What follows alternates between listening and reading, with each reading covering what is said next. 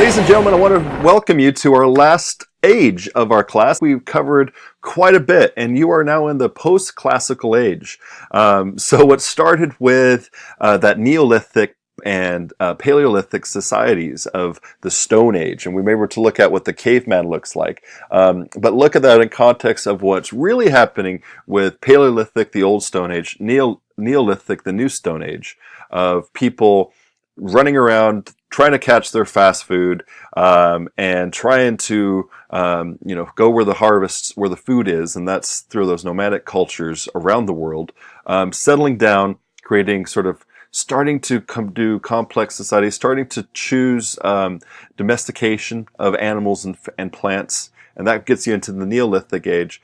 And then when people really start to settle down in river valleys and creating complex societies, we looked at Mesopotamia, we looked at ancient China, we looked at ancient India, we looked at, a broad view of all the river valleys, and same in the Americas and in Africa. This is all happening. And then that gives into the classical age, where around 500 BCE, you start to see ancient Greece to really form, and Zoroastrianism, and getting into Persian Empire, and ancient China really doing a lot in the Chinese classical age, and in India.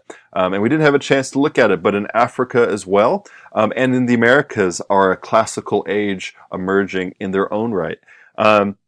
And then that gets into ancient Rome. And then after the fall of Rome, you start to get what is known as the post-classical age. It's getting into before medieval culture in Europe.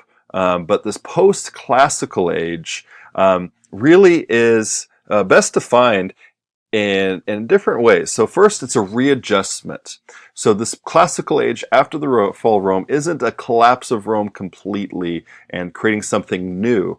It really is a readjustment of culture. So, and this happens around the world. So not just the Mediterranean, but you see this in China, you see this in Africa, you see this in the Americas, and you see it all over. Around the same time, you see this sort of trend starting to emerge on their own right with readjustment. So there's turbulence, instability.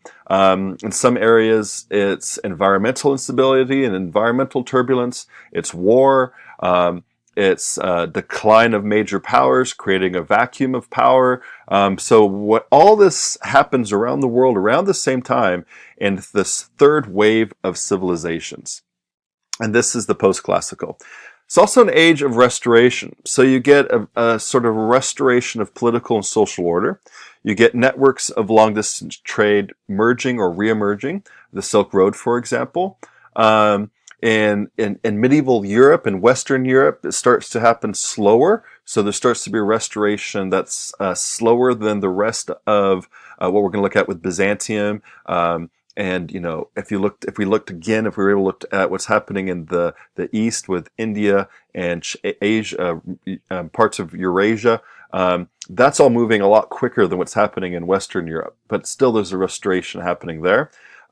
There's much more exchange happening as people interact further, creating those world systems of exchange. So biological and technological exchanges are for better and for worse, as we'll see. And then cultural and religious traditions with real spread of world religions. You see Christianity really bursting on the stage here. You see other religions. You see Buddhism really playing a major role in these post-classical age in the East, and Hinduism. And you see the rise of Islam that we'll see with the next video. But these are all part of the restoration process of a post-classical age.